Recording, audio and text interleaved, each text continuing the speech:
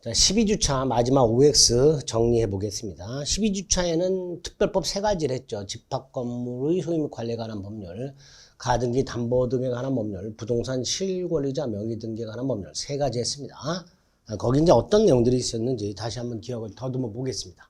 1번 집합건물의 공용 부분, 복도 계단을 말하죠. 대지도 있죠. 다 뭐예요? 구분 소유자 공유죠. 근데 민법상 공유물은 분할의 자유가 있죠. 그러면 집합건물법상 공유물이라고 볼 수 있는 공용 부분이라든가 대지 분할할 수 있을까요? 없을까요? 안 됩니다. 분할 못 해야죠. 당연히. 그래서 분할 안 된다. 기억하시면 돼요. 자, 두 번째. 공용 부분을 사용할 수 있는데요. 다시 한번 민법상 공유물 사용은 그 공유물 전부를 지분 비율로 사용하도록 되어 있죠. 하지만 집합건물 공용 부분은 그냥 용도에 따라 사용하는 거예요. 용도에 따라. 조심하셔야 됩니다. 집합건물 공용 부분은 지분 비율 이런 거 아니에요. 그냥 용도에 따라 사용할 수 있습니다. 3번. 적어도 관리비 중에서 공용 부분 관리비는 규약에 정함이 없어도 청구할 수 있다 없다? 있다 그랬죠. 각 구분 소유자는 지분 비율로 공용부분에 관한 의무를 부담하도록 되어 있으니까 다시 한번 각 구분 소유자, 공유자는 자신의 전유분 면적 비율만큼 공용부분에 관한 의무를 부담하잖아요. 그러니까 그 규정에 따라서 설령 관리비 징수에 관한 규약이 없어도 적어도 관리단은 공용부분 관리비만은 청구, 징수할 수 있다 라고 해야 되겠죠. 4번 집합건물의 관리인이 나오죠. 이 관리인은 우리가 흔히 아파트에서 보는 그 관리인을 말하는 게 아니고요. 관리단의 대내적 업무집행기관이면서 대외적 대표기관을 말하는데 이때 이 관리인은 구분 소유자 중에서 선임해야 되느냐? 아닙니다. 관리는 꼭 구분 소유자가 아니어도 돼요. 그러니까 이게 틀렸어요. 구분 소유자가 아닌 자도 선임할 수 있고 관리인으로 선임할 수 있어요. 또 임기는 3년이 아니라 2년 범위 내에서 규약으로 정하도록 하고 있습니다. 5번 재건축결이라고 되어 있네요. 5분의 4찬성. 자, 집합건물법에 5분의 4찬성이 필요한 게 있어요. 뭐죠? 재건축결의 그 다음에 2분의 1 초과 멸실시 복구결의 2분의 1 초과 멸실시 복구결의 이것도 5분의 4죠. 그 다음에 집합건물 공용 부분을 변경하는데 리모델링처럼 구분 소유권 및 대지 사용권 즉 권리의 변동을 일으키는 공용부분의 변경 권리 변동을 일으키는 공용부분의 변경 요것도 5분의 4찬성이 필요하죠. 이렇게 5분의 4찬성이 필요한 거 따로 좀 암기하실 필요가 있습니다. 4분의 3은 규약의 설정 명령 폐지하고 관리단 집회로 수집하지 아니한 채 서면 또는 전자적 방법이나 서면 및 전자적 방법으로 결의하는 경우 이때가 4분의 3이었었죠. 5분의 4 기억해 두시기 바랍니다. 재건축 결의. 그다음 6번 가등기 담보법. 가등기 담보법에는 핵심이 귀속 청산 절차였었죠. 변제기가 도래하는 실행 통지한다 그랬죠. 통지 내용은 청산금이었었죠. 청산금 평가액. 이때 청산금 평가액은 주관적 평가액이 된다 그랬죠. 그러니까 채권자가 나름대로 평가한 청산금액. 이게 뭐예요? 주관적 평가액. 이 설령 정상적인 객관적 평가액에 미달하더라도 통지 효력이 있다 없다? 있다 그랬죠. 나중에 청산기한이 지난 다음에 채무자에게 줘야 될 청산금은 정당한 객관적 평가액이어야 되지만 통지할 때 그 청산금은 주관적 평가액이어도 상관없다 그랬습니다. 7번 자 평가액을 평가했어. 그랬더니 빵원이야 청산금이. 뭐라 그랬죠? 청산금이 없다면 없다는 뜻도 반드시 통지해라. 그렇죠? 물론 처음부터 처음부터 평가액이 1억, 빌려준 돈이 2억, 평가액보다 빌려준 돈이 더 크니까 이때는 담보권 실행 통지 자체를 할 여지가 없죠. 처음부터 그렇다면. 그러니까 이 7번 지문은 조금 조심하셔야 돼요. 문제 자체가 가등기 담보법이 적용됐을 때의 문제가 지문이 있을 수 있고 가등기 담보법 자체가 적용이 안 된 경우에 지문일 수도 있어요. 기출된 지문에서 뽑아내긴 했는데 이렇게 지문만 딱 따로 나오게 되면 7번은 둘로 나누자.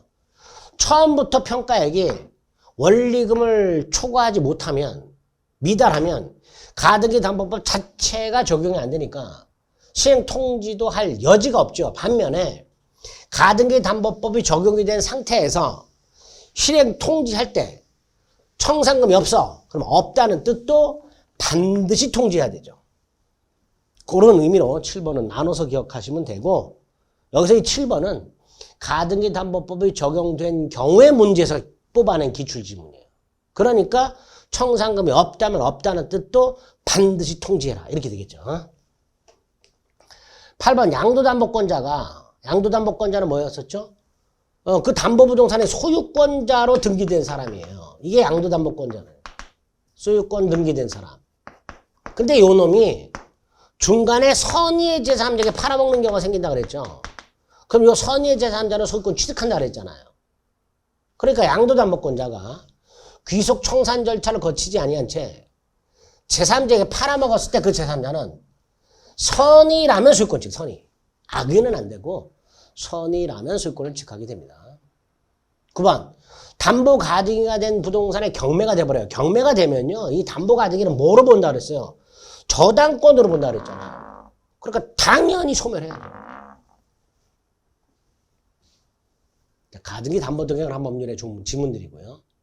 10번 채무 변제를 담보하기 위해서 채권자가 부동산 소유권을 이전받기로 하는 약정이라고 돼 있죠. 이게 뭐예요? 양도담보잖아요. 갑이 을로부터 돈을 빌리면서 돈을 못 갚으면 A 토지 소유권을 넘겨줄게. 을이 못 믿겠다. 그래? 그럼 네 이름으로 소유권 등기부터 먼저 넘겨줄게. 이게 양도담보권이죠.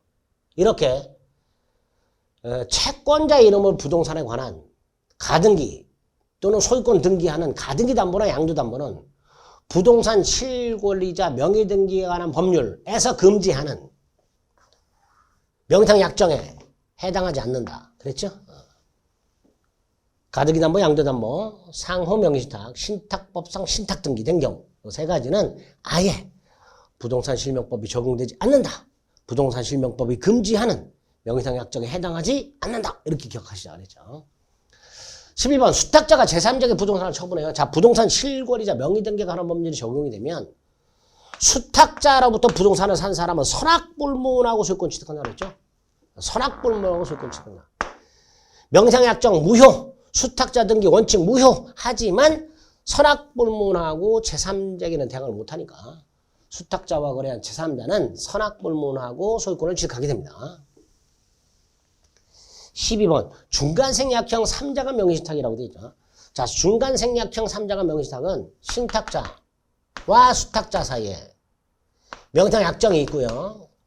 그다음에 신탁자가 매수인으로서 매도인과 매매를 하고요. 매도인에게 부탁해서 등기를 넘겨주는 이게 3자간 명의신탁 중간생략형 명의신탁이죠. 자, 이때 약정 무효라 그랬죠. 등기도 무효라 그랬죠. 따라서 소유권은 여전히 매도인한테 있다 그랬죠. 그러니까 매도인은 말소 등기 청구할 수 있죠. 이게 첫 번째고요. 두 번째, 신탁자와 매도인 사이의 매매는 유효라 그랬죠. 그러니까 여전히 신탁자는 매도인에게 이전 등기 청구할 수 있죠. 그 결과 이렇게 뭐 할 수 있다? 대위 청구할 수 있다 그랬죠. 12번 중간생략형 3자간 등기 명의신탁에서 신탁자는 수탁자에 대한 매도인의 말소 등기 청구를 뭐 할 수 있다? 대위 행사할 수 있다 라고 해야 되겠죠. 13번 갑은 친구가 명의상약정을 체결하고 을에게 매수자금을 줬습니다. 자, 명의상약정만 한 게 아니라요. 돈까지 줬어요. 그래서 을이 병하고 매매계약을 한 거야. 즉 수탁자가 매수인이야. 근데 두 번째 줄. 병은 명작 사실을 몰라, 선이. 게임 끝났죠? 약정 무효. 병이 선이니까 매매 유효. 을등기 유효. 이렇게 되겠죠. 그래서 을이 완전하게 소유권을 취득하죠. 그래서 을은 병으로부터 엑스토지 소유권을 승계 취득하고 갑은 을에게 뭐 할 수 있죠? 내가 준 돈 돌려달라만 청구할 수 있다 그랬죠. 그러니까 을에 대해서 소유권을 나한테 넘겨라. 이런 청구를 할 수가 없겠지요. 그죠? 네. 을이 부당이득한 것은 을은 지금 자기 돈 한 푼 들이지 않고 소유권 취득했잖아요. 그러니까 을이 뭔가 부당이득이 있다는 거야. 그 부당이득이 뭐냐? 돈이다, 돈. 갑부터 받은 돈. 그러니까 갑은 을을 상대로 부당이득 반환을 이유로 돈을 돌려달라고 할 수 있으나 등기를 넘기라고 할 수는 없습니다. 을이 부당이득한 것은 부동산이 아니라 돈입니다. 돈. 그래서 13번 옳은 지문이 되겠죠. 이런 식으로 출제가 됩니다. 특히 부동산 실명법은 거의 사례 형태로 출제되는 경우가 많다고 그랬으니까 기본 강의 시간에 정리해드렸던 그 사례 형태를 다시 한번 꼼꼼하게 봐주시길 부탁드리겠습니다. 수고하셨습니다.